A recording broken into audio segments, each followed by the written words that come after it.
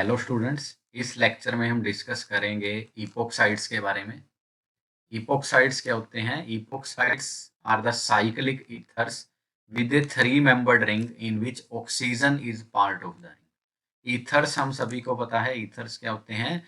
जिनके बीच में carbon oxygen carbon bond होता है। तो अगर ये कार्बन और कार्बन के बीच में ही बॉन्ड बन जाए तो ये एक साइक्लिक सिस्टम बन जाएगा, जैसे कि ये वाला। तो ये जो साइक्लिक सिस्टम है it is called cyclic ether, और इसको हम नाम दे सकते हैं इपोक्साइड का। थ्री मेंबर्ड रिंग बन गया जिसके अंदर ऑक्सीजन भी रिंग का पार्ट है, तो these are epoxides. Epoxides are more reactive than ethers. Ether से ज्यादा रिएक्टिव होते हैं इपोक्साइड्स। क्यों? क्योंकि ये थ्री मेंबर्ड रिंग होने की वजह से इनके अंदर क्या आ जाएगा, हमने पढ़ा हुआ है, due to Baeyer strain. Baeyer strain आने की वजह से स्ट्रेन आ जाएगा रिंग के अंदर। तो जब भी स्ट्रेन आएगा रिंग के अंदर तो रिंग जल्दी ओपन अप होना चाहेगा। तो उस वजह से क्या हो जाएगा, they are highly reactive, they are more reactive than corresponding ethers. उसके बाद हम बात करते हैं नोमेनक्लेचर की। नेमिंग कैसे करेंगे इन द कॉमन सिस्टम? दो सिस्टम है हमारे पास नेमिंग के। कॉमन सिस्टम के अंदर इपोक्साइड्स आर कॉल्ड एल्काइलिन ऑक्साइड्स, और आईयूपीएसी जो सिस्टम है हमारा नोमेनक्लेचर का, उसके अंदर इनको हम बोलते हैं इपोक्साइड्स को एल्कीन ऑक्साइड्स, इपोक्सी एल्केन्स और ऑक्सीरेंस। कुछ एग्जांपल्स हैं, जैसे सबसे फर्स्ट जो सबसे कॉमन है, थ्री मेंबर्ड रिंग जिसके अंदर दो कार्बन एक ऑक्सीजन, दो कार्बन, तो ये हो गया इथाइलिन ऑक्साइड, कॉमन नेम इसका। और अगर हम आईयूपीएसी की नेम की बात करें तो इसका नाम बन जाएगा इथीन ऑक्साइड और इपोक्सी इथेन और सिंपल ऑक्सीजन।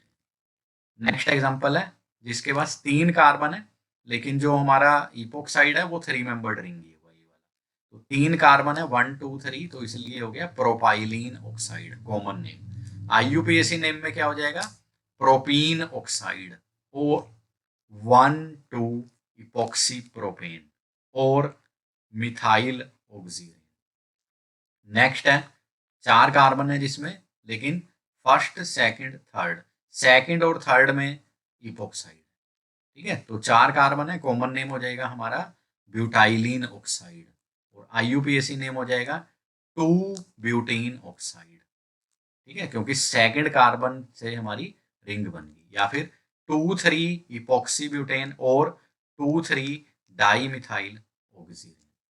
नेक्स्ट एक और एग्जांपल है, इसके अंदर हमारा जो ये है साइक्लो हेक्सेन टाइप सिस्टम है, और इसमें साथ में इपोक्साइड भी है, तो इसको नाम दे दिया साइक्लो हेक्साइलिन ऑक्साइड। या फिर अगर हम आईयूपीएसी नेम की बात करें तो नाम हो जाएगा साइक्लोहेक्सीन ऑक्साइड और 1 2 इपोक्सी साइक्लोहेक्सेन। तो नोमेनक्लेचर कैसे है हमारी, जो सिंपल या कॉमन नेम है उसमें क्या था हमारा एल्काइलिन ऑक्साइड, और आईयूपीएसी में एल्कीन ऑक्साइड या इपोक्सी एल्केन और ऑक्सीजन। नेक्स्ट आता है हमारे पास मेथड्स ऑफ प्रिपरेशन। सबसे जो इम्पोर्टेंट मेथड है इपोक्साइड्स कैसे बनते हैं, वो फर्स्ट मेथड है हमारा इपोक्सीडेशन ऑफ एल्कीन्स। हम एल्कीन्स की इपोक्सीडेशन कर देंगे। इपोक्सीडेशन का मतलब इपोक्साइड बना देंगे। कैसे? एल्कीन्स कैसे करेंगे इपोक्सीडेशन? एल्कीन्स रिएक्ट विद पर ऑक्सी एसिड्स। इंपॉर्टेंट चीज है, याद रखना इसको, पर ऑक्सी एसिड। जैसे एसिड्स हैं हमारे पास, कार्बोक्सिलिक एसिड COOH, तो उसमें अगर एक ऑक्सीजन एक्स्ट्रा लग जाए, अगर दो की जगह पे तीन ऑक्सीजन आ जाए, तो हम उनको बोलते हैं पर एसिड्स या फिर पर ऑक्सी एसिड्स। जैसे बेंजोइक एसिड होता है हमारे पास, बेंजीन रिंग COOH, लेकिन पर बेंजोइक एसिड क्या हो जाएगा, C6H5COOOH। इसी तरह से पर एसिटिक एसिड, एसिटिक एसिड में एक ऑक्सीजन और आ गई तो पर एसिटिक एसिड। पर trifluoro acetic acid CF3COOOH। And important है ये हमारे पास, शॉर्ट फॉर्म भी याद रखनी है इसकी, MCPBA, मेटा क्लोरो पर बेंजोइक एसिड। और जो सोलवेंट हम इस केस में लेंगे वो हम लेंगे इनर्ट सोलवेंट, जैसे ये CH2Cl2 डाई क्लोरोमीथेन या फिर CCl4 टेट्रा क्लोरोमीथेन। तो एल्कीन्स जब पर ऑक्साइड्स के साथ या पर ऑक्सी एसिड्स के साथ रिएक्ट करेंगे इन presence of N inert solvent, तो हमारे पास क्या बन जाएंगे, वी गेट इपोक्साइड्स। और जो ये रिएक्शन है इसका नाम हो जाएगा इपोक्सीडेशन। इपोक्सीडेशन, ठीक है। एग्जांपल एक जनरल रिएक्शन ली हुई है, एल्कीन लिया हुआ है R C H double bond C H R plus कोई भी हम एसिड ले सकते हैं, पर एसिड या पर ऑक्सी एसिड जिसको बोलते हैं। तो ये हमारे पास क्या बन जाएगा, वी विल गेट इपोक्साइड। और यहां से एक ऑक्सीजन जो पर एसिड की है वो चली जाएगी, एक ऑक्सीजन चली जाएगी, तो ये क्या बन जाएगा, सिंपल एसिड बन जाएगा, जो हमारे कार्बोक्सिलिक एसिड है वो बन जाएगा। अब एग्जाम्पल है कॉमन, हमने ले लिया ethylene plus perbenzoic acid, we will get this ethylene oxide plus benzoic. इसी तरह से एक और एग्जांपल लिया हुआ है cyclohexene plus perbenzoic acid, तो हमारे पास क्या बन गया, we will get epoxide plus benzoic acid. Next है इसका मैकेनिज्म। मैकेनिज्म में सिंपल है इसका, मैकेनिज्म के अंदर क्या हो रहा है, the mechanism involves the electrophilic attack of पर एसिड ऑन एल्कीन। याद रखना है जो हमारा पर एसिड है, पर एसिड या पर ऑक्सी एसिड, उसका जो ऑक्सीजन है वो अटैक करेगा एल्कीन के ऊपर, ठीक है। और इसके अंदर क्या हो जाएगा, देखो ये ऑक्सीजन एटम जो हमारा पर एसिड का है वो ट्रांसफर हो जाएगा किसको, एल्कीन को। तो इसको बोलते हैं transfer of an electrophilic oxygen atom from peracid to alkene. Peracid की एक ऑक्सीजन कहाँ चली गई, एल्कीन के पास, ठीक है। ये यहाँ पे अटैक करेगा, ये यहाँ पे, और ये बॉन्ड यहाँ शिफ्ट हो गया, ये यहाँ शिफ्ट हो गया, तो we will get epoxide plus this corresponding peracid का सिंपल एसिड बन जाएगा, ठीक है। It may be noted that further epoxidation of alkenes is a stereospecific reaction, stereospecific in which stereochemistry of the substituents on the double bond is maintained, ठीक है। इसका क्या मतलब है, stereospecific का मतलब कि अगर हम सिस एल्कीन से शुरू करेंगे we will get cis product, अगर ट्रांस से शुरू करेंगे we will get trans product. मतलब जो ये डबल बॉन्ड है एल्कीन वाला, इसके अराउंड जो भी हमारे सब्स्टिट्यूएंट्स हैं उनकी पोजीशन मेंटेन रहेगी, प्रोडक्ट में भी सेम जो हमारा इपोक्साइड बनेगा वो उसी डायरेक्शन में आएंगे। अगर वो फ्रंट साइड में है तो फ्रंट में रहेंगे, बैक में है तो बैक में रहेंगे, या अगर सिस है तो सिस रहेंगे इधर, और अगर ट्रांस है तो ट्रांस रहेंगे, ठीक है। For example a cis alkene gives a cis epoxide and a trans alkene gives a trans epoxide. जैसे इसने एग्जांपल लिया हुआ है सिस स्टील्बीन, जो एल्कीन है हमने वो क्या ले ली, सिस स्टील्बीन। जो दोनों फिनाइल रिंग्स हैं they are towards the observer, या they are on the front side, and two hydrogens they are on the back side. तो जब इसकी इपोक्सीडेशन करेंगे जो हमारा इपोक्साइड बनेगा उसके अंदर भी जो हमारे फिनाइल्स हैं they are on the same side, cis product we will get cis product. इसी तरह से अगर हम दूसरा एग्जांपल देखें, अगर हम ट्रांस स्टील्बीन लें, इसकी इपोक्सीडेशन करें in presence of this per acid, we will get trans epoxide. तो सिस वाला सिस प्रोडक्ट देगा और ट्रांस वाला trans, that means this is stereospecific reaction, ठीक है। जो फर्स्ट मेथड था हमारा epoxidation of alkenes. Second method है प्रिपरेशन का इपोक्साइड्स की, वो है हमारा from halohydrins. Halohydrins react with a base to form epoxides. जो हेलोहाइड्रिन्स हैं सिंपल बेस के साथ उनकी रिएक्शन करवा देंगे और क्या बन जाएगा, वी विल गेट इपोक्साइड्स। और हेलोहाइड्रिन्स कैसे बनेंगे, they are obtained by the addition of hypohalous acid to alkenes। alkenes लेंगे, hypohalous acid के साथ उसकी रिएक्शन करवा देंगे, we will get halohydrin. Halohydrin मतलब हेलोजन भी होगा और उसके अंदर हाइड्रोक्सी ग्रुप भी होगा, ठीक है। ये हमारा क्या हो गया, this molecule, this is halohydrin. इसकी जब रिएक्शन करेंगे बेस के साथ वी विल गेट इपोक्साइड, ठीक है। अब mechanism of this reaction, reaction of halohydrins with base to form epoxide is an example of intramolecular Williamson synthesis।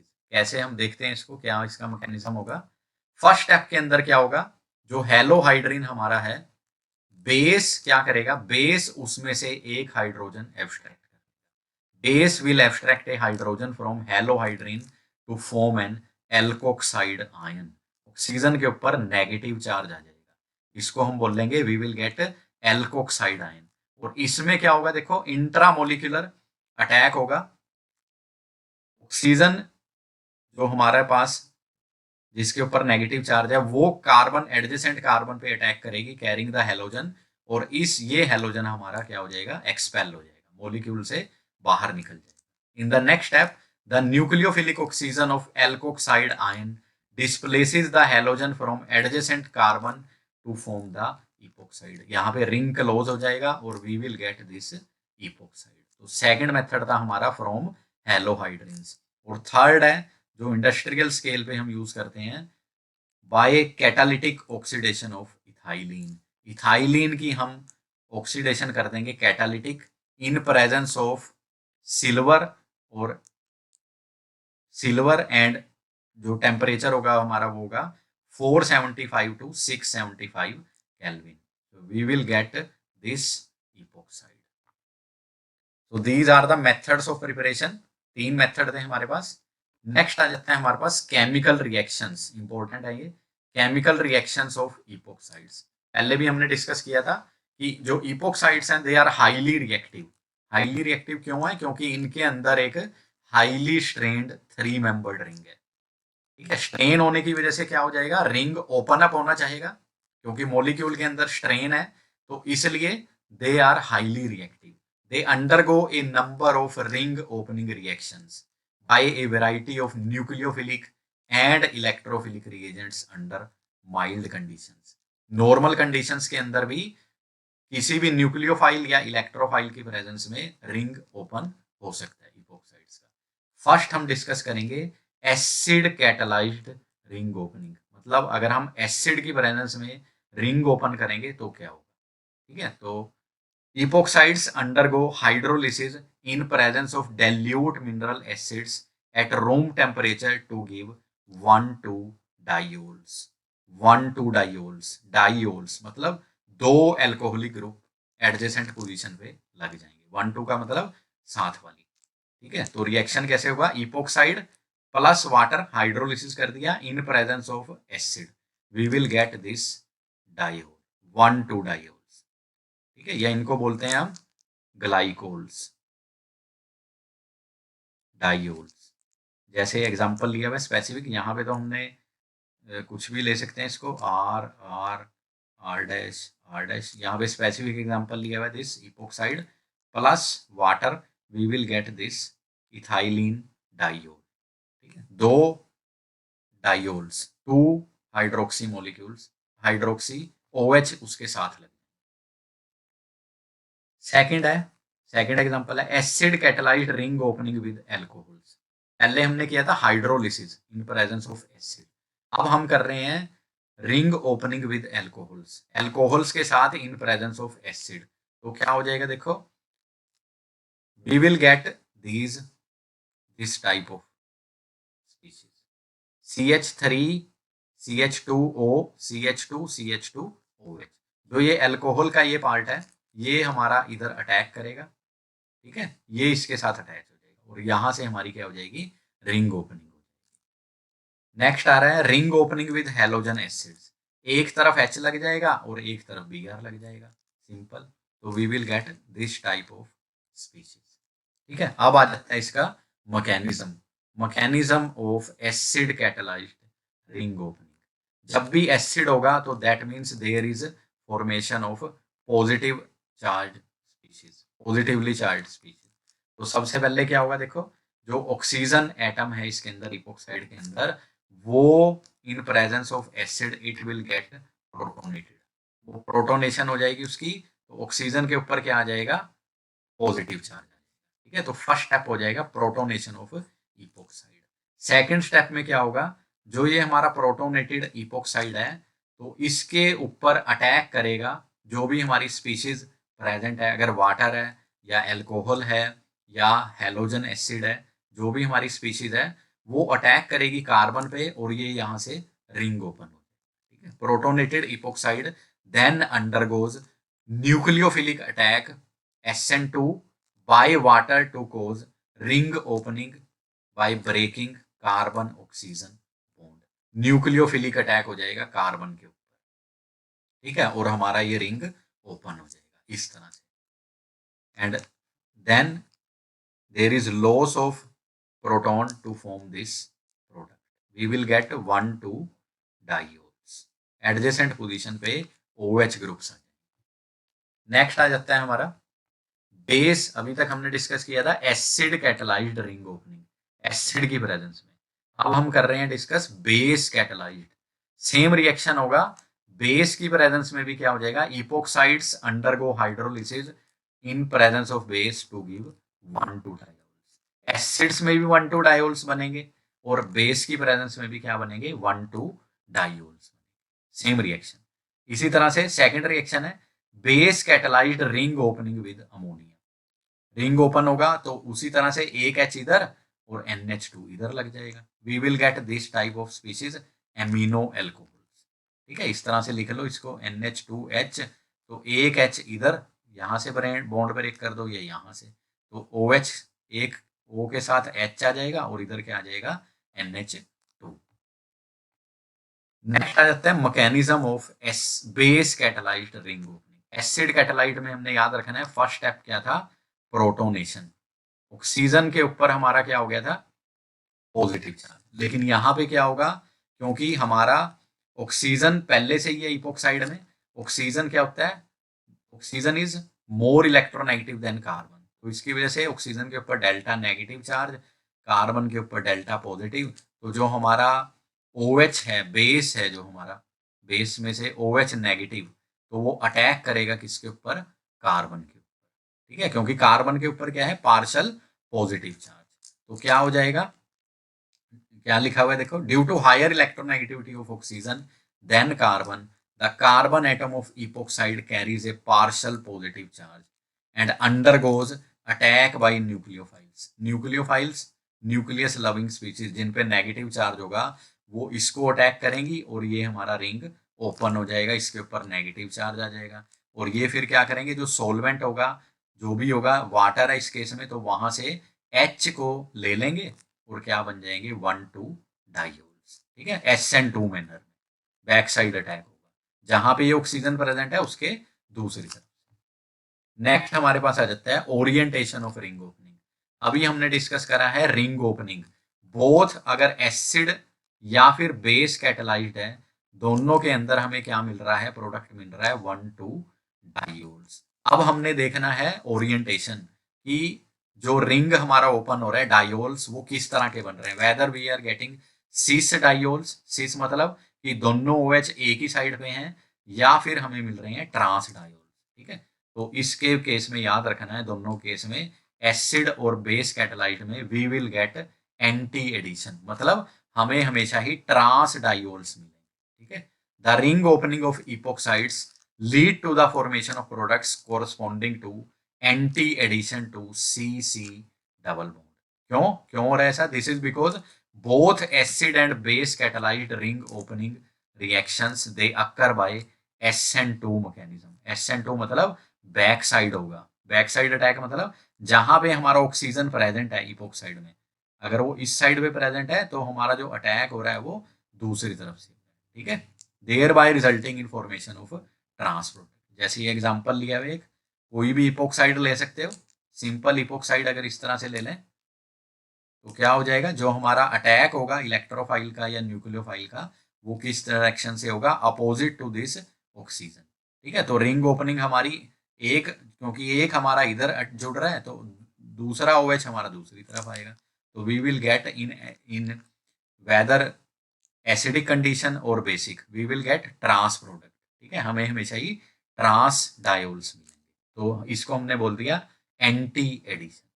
Next हमारे पास आता है रीजियो सेलेक्टिविटी, ये भी इंपॉर्टेंट है। रीजियो सेलेक्टिविटी का क्या मतलब है, इसको समझने के लिए पहले हमने डिस्कस करे सिमेट्रिकल इपोक्साइड, मतलब जहां पे हमारे पास दोनों तरफ सेम ग्रुप लगा हुआ है। इपोक्साइड अगर हम ऐसे बना दें तो अगर ये R सेम है तो कहीं से भी ओपन हो सकता है, इधर से भी या इधर से। बट अगर हमारे पास अनसिमेट्रिकल इपोक्साइड्स हो तो तब हमारी रिंग ओपनिंग क्या इधर से होगी या इधर से। वो कैसे डिसाइड होगा, देखो लिखा हुआ है, it can undergo ring opening in 2 different manners under acidic and basic condition. इसके अंदर अगर हम एसिडिक कंडीशन की बात करें तब अलग तरह से रिंग ओपनिंग होगी और बेसिक में अलग होगी।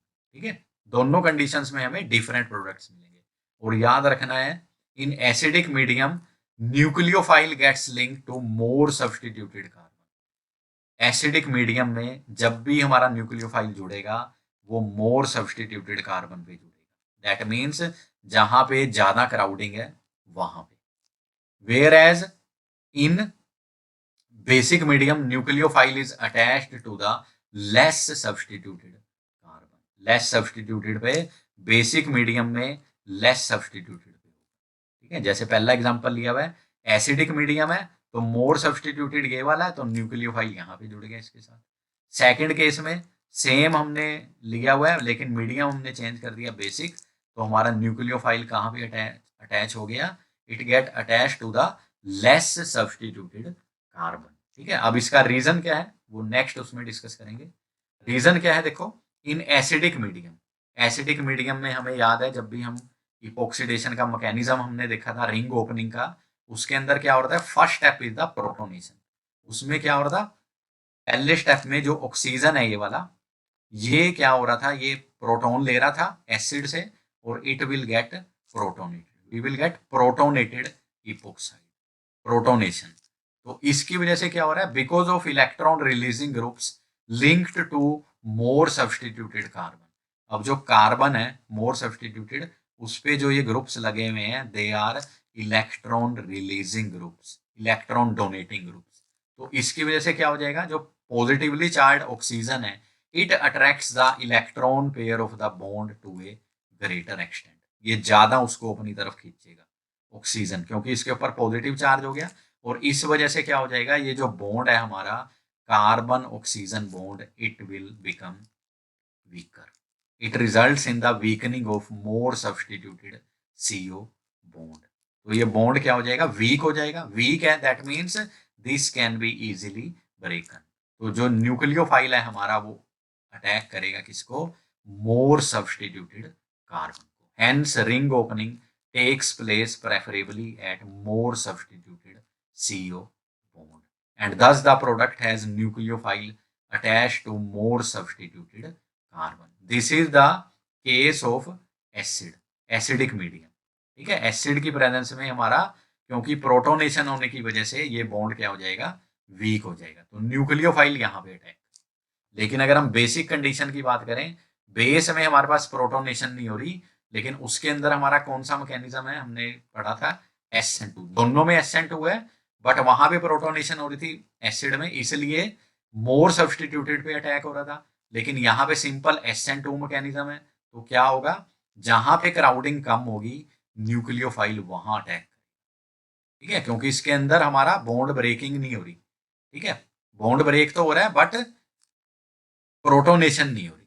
ठीक है, तो इसलिए हमारा इस केस में जो अटैक होगा it will take place at the lesser substituted and less sterically hindered carbon. ठीक है, क्योंकि वहां पे स्टेरिक हिंड्रेंस भी है, तो इस वजह से न्यूक्लियोफाइल को आने में दिक्कत हो जाएगी। एसिड में क्यों अटैक हो रहा था, क्योंकि ये बॉन्ड वीक हो रहा था।